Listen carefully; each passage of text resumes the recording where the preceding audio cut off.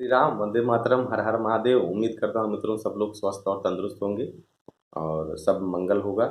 और अपने इस कोरोना काल के दौरान जो है सरकार के द्वारा सुझाए गए नियमों का पालन करें, आयुर्वेद का सहारा लें और स्वस्थ रहें, मस्त रहें, तंदुरुस्त रहें। तो उसी कड़ी में आज हम आपको एक दिव्य आयुर्वेदिक औषधि पौधे की जानकारी से परिचित कराना चाहता हूँ कि कैसे ये स्वस्थ जीवन शैली जीने में हमें मददगार साबित हो सकता है और स्वस्थ भारत और समृद्ध भारत के निर्माण में सहयोगी हो सकता है। तो इसका नाम है मित्रों चक्रमर्द, बोलते हैं, चिरौटा भी बोलते हैं, पवाड़ के नाम से भी जानते हैं। प्रायः सभी जगहों पे पाया जाता है, खेत खलिहानों, बाग बगीचों में, आसपास में पाया जाता है। आसानी से इसको हम लोग पहचानते तो हैं लेकिन नाम से नहीं जानते और इसके औषधि गुणों को नहीं जानते, तो जिसकी वजह से क्या है हम इसका उपयोग नहीं कर पाते हैं। तो आज हम आपको परिचय कराने जा रहे हैं इसी कड़ी में कि कैसे हम जो है इसका उपयोग करें भिन्न भिन्न प्रकार से। पहले तो इसकी पहचान कर लें। देखें ये जो है मेथी की तरह इसके पत्ते होते हैं और इसके पुष्प देखेंगे पीले कलर के पुष्प हैं और ये गणेश भगवान को बहुत प्रिय माने जाते हैं। इसका मूल है, देखिए जड़ है, ये छोटी जड़ी होती है और ये जड़ का भी बहुत उपयोग है मित्रों। और ये बीज हैं इसके, देखें ये बीज जो है हल्के मेथी की तरह इसके बीज होते हैं।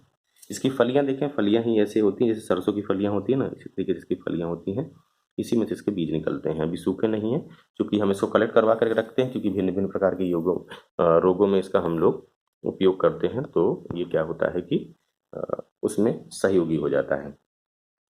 तो पहचान इसकी बहुत आसान है मित्रों। ज़्यादा से ज़्यादा 2 फीट के आसपास या 1.5 फीट के आसपास इसकी हाइट होती है। तो ये जो है हमें स्वस्थ जीवन शैली जीने में बहुत मददगार साबित हो सकता है। कैसे कैसे इसका उपयोग करें भिन्न भिन्न प्रकार के रोगों में, जैसे घेंघा है, घेंघा में उपयोगी है, गठिया है, गठिया में उपयोगी है, त्वचा सोराइसिस वगैरह में बहुत उपयोगी है, मूत्र विकार में बहुत उपयोगी है, डायबिटीज में बहुत उपयोगी है, अधकपारी साइनस में बहुत उपयोगी है। लेकिन इसका उपयोग कैसे करें, दांत दर्द में बहुत उपयोगी है। तो इसका उपयोग कैसे करें वो तरीके हम आपको समझाते हैं। तो क्या कहते हैं कि अगर दांत दर्द हो रहा है, दांत दर्द हो तो इसके पत्ते ले लें, इसके पत्ते का पेस्ट बनाएं और उसको, या इसका बीज ले लें, जो बीज हमने आपको दिखाया बीज ले लें, उसके पेस्ट को मालिश करें जहां भी मसूड़ों में दर्द हो रहा हो या दांतों में दर्द हो रहा हो। तो दर्द बहुत आसानी से 2-3 दिन में ही दर्द पूरी तरीके से ठीक हो जाता है। आराम तो तुरंत लग जाता है लेकिन ठीक होने में थोड़ा सा वक्त लगता है, वो ठीक हो जाता है। तो बहुत अद्भुत है ये। दूसरा इसका उपयोग मित्रों कि अगर घेंघा रोग हो तो घेंघा रोग में क्या करिए, इसके पत्ता ले लीजिए, इसको थोड़ा सेंधा नमक और थोड़ी इसमें फिटकरी मिला लीजिए। इसका पत्ता, सेंधा नमक और फिटकरी। तो क्या करिए कि जहाँ घेंघा रोग है ना, जहाँ पे गले के पास में, गिल्टी के पास में जहाँ सूजन आ जाती है, वहाँ पे क्या करिए इसको अप्लाई करिए।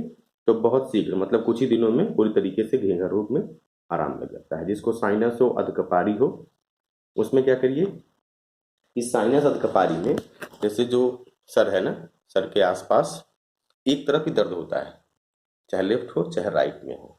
चूंकि ये जो सूर्य नाड़ी है राइट वाली, लेफ्ट जो चंद्र नाड़ी है, और बीच की जो मध्य नाड़ी सुषुम्ना नाड़ी है, तो जो नाड़ियों का प्रभाव जिस तरीके से होगा उसी प्रकार से उस साइड में दर्द होता है। तो अधकपारी के रोग में क्या करना है, इसका बीज ले लीजिए और उसको पीस करके पेस्ट लगा दीजिए आधी तरफ। तो क्या होता है कि पूरी तरीके से जो दर्द है वो दर्द ठीक हो जाता है। कुछ दिनों का प्रयोग करिए तो परमानेंट ठीक कर देता है ये। बहुत अद्भुत है, बहुत उपयोगी है। और इसका जो अगला उपयोग है मित्रों, उसमें क्या करना है कि इसका जो बीज है ना, 2 ग्राम की मात्रा में इस बीज को अगर लेकर के चबाइए, चाहे इसका चूर्ण ले लीजिए, खाइए शहद मिला के, चाहे वैसे ही। तो जो खांसी होती है ना, काली खांसी, जिसमें ब्रोंकियल ट्यूब में दिक्कत आ जाती है, बाय द वे लंग्स में दिक्कत आ जाए, फेफड़े में दिक्कत आ जाए, जैसे ये हम सांस लिया नॉस्ट्रल से, तो यहाँ पे आकर के इक्विलोटिस फेरेंस से होते हुए जो ब्रोंकियल ट्यूब है, ब्रोंकियल ट्यूब के बाद अपने जो लोब्स हैं, राइट में 3 लोब हैं, लेफ्ट में 2 लोब है, फिर उसी में एल्वेओली है, उसी में हवा आती है। लेकिन क्या होता है कि ट्रैकिया वगैरह में अगर बाई द वे जो है कोई खराश आ जाए, इन्फेक्शन आ जाए, या लंग्स में लोब्स में इन्फेक्शन आ जाए, एल्वेओली में आ जाए, तो होता क्या है कि वो बार बार इरिटेशन होती रहती है और काली खांसी में कन्वर्ट हो जाता है। जो हम लोग कफ सिरप वगैरह यूज करते हैं बाजार से ले आकर के, तमाम एलोपैथी के प्रिपरेशन है, तो वो सब क्या करते हैं, इसको परमानेंट खांसी में कन्वर्ट कर देते हैं। बाद में कुछ दिनों बाद वो खांसी हो जाती है और फिर वो दिक्कत होने लगती है। तो उसमें भी क्या करिए कि इसकी बीज का जो है आप फंकी ले लीजिए, चबा के खा लीजिए, तो जो काली खांसी होती है वो भी पूरी तरीके से क्या करता है, ये ठीक कर देता है। तो बहुत उपयोगी है खांसी में भी ये मित्रों। और क्या करिए कि जिसको मूत्र विकार हो, जैसे पेशाब में जलन हो, या रुक रुक के पेशाब आ रही हो, या क्या कहते हैं कि जो है पेशाब जल्दी होती नहीं है, दर्द होता है, तो उस केस में क्या करना है आपको कि चावल का धोवन होता है ना, जो माड़ होता है चावल के साथ निकलता है, उस माड़ को ले लीजिए और क्या करिए कि इसमें इसके 10 ग्राम बीज को उबाल लीजिए खूब अच्छी प्रकार से। 10 ग्राम का बीज ले लीजिए और चावल का माड़ ले लीजिए। तो क्या करिए उसको नहीं तो अगर मान लीजिए कि चूंकि बीज क्या है हर मौसम में मिलता नहीं है, तो बीज नहीं मिल पाए तो जो इसका जड़ है ना, इसका मूल ले लीजिए। क्योंकि पौधा हर जगह मिलेगा, हर समय मिलेगा, तो इसकी जड़ को ले लीजिए और चावल के धोवन के पानी के साथ पीस करके पिलाइए। क्योंकि हर समय जड़ कहाँ आप जो है इसको बीज को एकत्रित करते रहेंगे।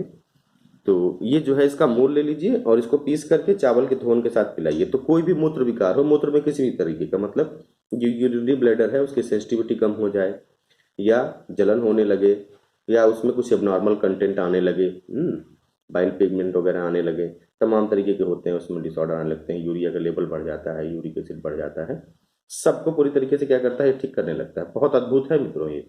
देखने में साधारण पौधा मत समझिए इसको, इसके औषधि उपयोग बहुत ज़्यादा है। डायबिटीज में क्या करिए, डायबिटीज में इसका बीज ले लीजिए, 10 ग्राम बीज ले करके इसको उबाल करके इसका काढ़ा पीजिए। तो क्या है कि जो पैंक्रिया है, पैंक्रिया में मतलब पैंक्रिया का मतलब जो ये हमारी नाभि है मित्रों, नाभि के जस्ट बगल में एक ग्लैंड होती है, उसको पैंक्रिया करके नाम दिया गया है। और वो क्या करती है, उसमें बीटा सेल्स होते हैं जो इंसुलिन का फॉर्मेशन करते हैं। और वो इंसुलिन हमारे जब भोजन हम करते हैं तो उसमें जो ग्लूकोज होता है, उस ग्लूकोज जब ड्यूडेनम में जाता है, ड्यूडेनम के बाद आंतों में जाता है, तो वहीं पे इंसुलिन जो है उसका इंसुलिन भी जो है ड्रॉप होता है उसी के साथ में। और जो ग्लूकोज है वो ग्लूकोज को क्या है फिर ब्लड में एब्जॉर्ब होता है, इंसुलिन भी एब्जॉर्ब होता है, और ग्लूकोज को आसानी से फिर क्या करता है कि जो वो एक साइकिल होती है माइटोकांड्रिया, हर सेल्स में अपना एक इंडिविजुअल सेल में सभी एक पावर हाउस लगा हुआ है, उसको माइटोकांड्रिया करके बोलते हैं। माइटोकांड्रिया में ही क्या होता है, एनर्जी का फॉर्मेशन होता है, जो एटीपी वगैरह, एडिनोसाइन ट्राइफॉस्फेट वगैरह, मतलब जो साइकिल्स होती हैं इसकी, ग्लाइकोसाइड्स वगैरह, ग्लाइकोनियोजेनेसिस और ग्लाइकोजेनेसिस वगैरह, उसमें एनर्जी का निर्माण होता है तमाम प्रक्रियाओं में जाकर के। तो ये क्या करता है, उसमें ऊर्जा के टूटने में मदद करता है इंसुलिन।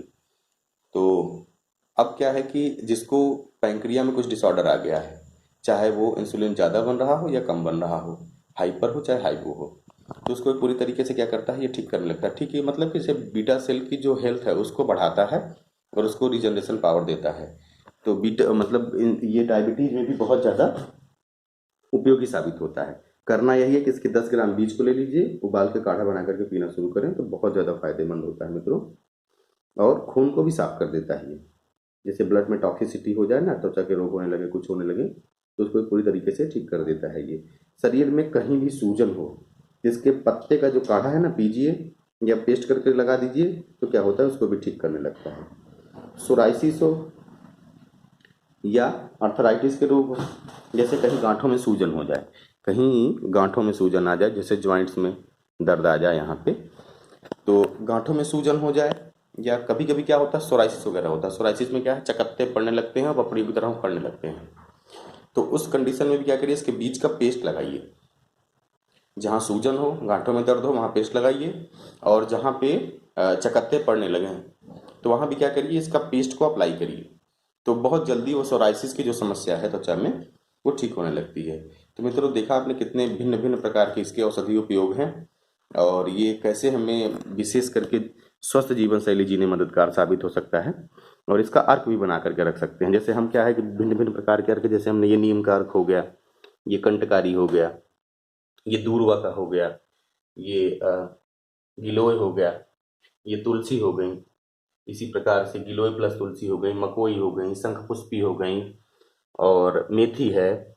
इसी प्रकार से अलग अलग प्रकार के तमाम हम जो है इसमें, नागरमोथा है और शंखपुष्पी है, ऐसे 2500 प्रकार के अर्क जो है हम बना करके रखते हैं इसका। तो आप लोग भी इसका अर्क भी बना सकते हैं। जो डिस्टिलेशन प्रोसेस हमने दिखाया हुआ डिस्टिलेटर बना करके, सिंपल सब प्रोसेस है, उसको घर पे बना सकते हैं और उसका उपयोग कर सकते हैं। तो मित्रों, ये बहुत ज़्यादा मददगार साबित हो सकता है हमें स्वस्थ जीवन जीने में। बहुत, कोई पैसा लगना नहीं है, फ्री का इलाज है और बहुत कारगर है, कोई साइड इफेक्ट नहीं है इसका।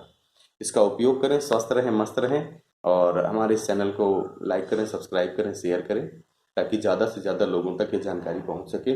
बेल आइकन को भी अगर आप प्रेस करके रखेंगे तो क्या होगा कि जैसे ही हम वीडियो अपलोड करते हैं इमीडिएटली आप लोगों तक वो फ्लो हो जाएगा, पहुंच जाएगा। तो जय श्री राम, वंदे मातरम, हर हर महादेव। फिर मिलेंगे किसी नई औषधि की जानकारी को लेकर के, कैसे वो हमें स्वस्थ जीवन शैली जीने में मददगार साबित हो सकता है। हर हर महादेव, वंदे मातरम।